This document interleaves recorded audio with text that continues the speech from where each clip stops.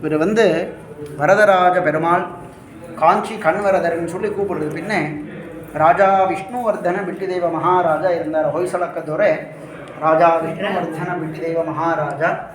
அவருக்கு அவர் தாயார் வந்து கண்ணு பார்வை காணாமல் போயிடுத்து.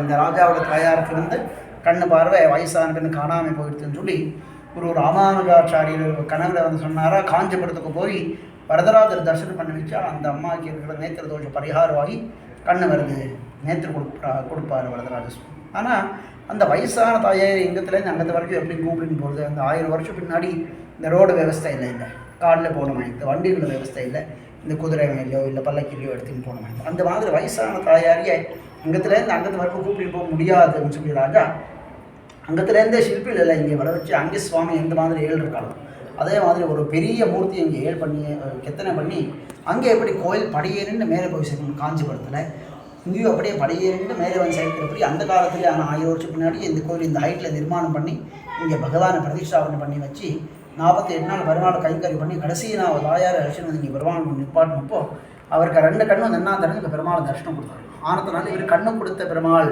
காஞ்சி கண்வரதர், நேற்று கொடுத்தனால நேத்திர நாராயண சுவாமி அப்படின்னு சொல்லி கூப்பிட்றாரு. பெருமாள் 16 அடியில் எழுதிருக்கா, சங்கு சக்கர கதா பர்ணதார், கையில் தாமரை பூ பிடிச்சுருக்காரு, தாமரை பூ மேலே நின்று இருக்கா, கீழே பீட்டத்தில் வந்து கருடர் வைந்ததையர், பெருமாளுக்கு மேலே குங்குமம் வச்சிருக்கிற மகாலட்சுமி தாயார். இங்கே சேவிச்சா காஞ்சிபுரத்துக்கு போய் வரதரா தரிசனம் பண்ண எத்தனை பண்ணுவோம் அப்படின்னு சொல்லி சொல்லுவாங்க. இங்கே எல்லா மாதத்துலேயும் முதல் ஞாயிற்றுக்கிழமை பெருமாளுக்கு சாமூகிகமாக ஒரு திருமஞ்சனம், பரவாயில்ல ஒரு பிரசாத கைங்கரியும் பக்தா சகாயத்திலேருந்து நடக்க போகுது. இங்கே இன்னொரு விசேஷம் என்னான்ட்டோன்னா, இந்த ஏதாவது கண்ணு தொந்தரவு இருக்கலாம் இங்கே வந்து சேவிச்சுட்டு அந்த மாதிரி இருக்கிற ஜனங்களுக்கு இங்கே மண்டலார்ச்சனைன்னு சொல்லி நடக்கிறது. ஆனால் 48 நாள் அவர் பேரில் ஒரு அர்ச்சனை நடக்கிறது. அந்த மண்டலார்ச்சனை பண்ணிச்சுன்னு போனால் அந்த கண்ணு ஏதேனும் ஒரு தோஷங்கள் இருந்தாலும் அதெல்லாம் பரிகாரம் வருதுன்னு ஒரு ஐதிஹ்யம்.